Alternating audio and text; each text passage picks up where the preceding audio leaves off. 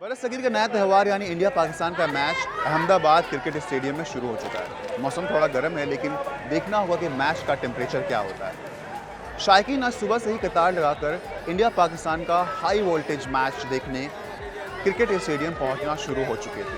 हमें हासिल इत्तलात के मुताबिक 1,10,000 तमाशाइयों के बैठने की गुंजाइश रखने वाला अहमदाबाद स्टेडियम आज हाउसफुल होगा।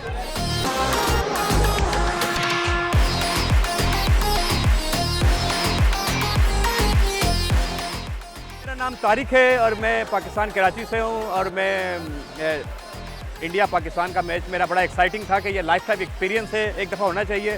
तो मैंने काफ़ी स्ट्रगल की और फिर मुझे जो है ना एक दफ़ा रिजेक्ट हुआ, फिर बाद में वीज़ा आ गया मेरा।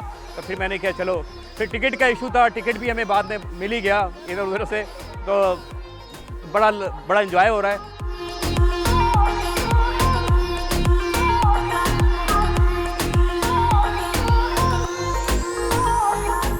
जयपुर से आए हैं, बहुत एक्साइटेड है विराट कोहली को देखने के लिए and hope we will enjoy Virat को एंड देन इंडियन टीम जीत के जाएगी आज, बस फिर सेलिब्रेट करेंगे। नमस्कार, मैं अमेरिका से हूँ लेकिन मैं यहाँ हूँ हिंदी देखने के लिए और इंडिया जीतेंगे।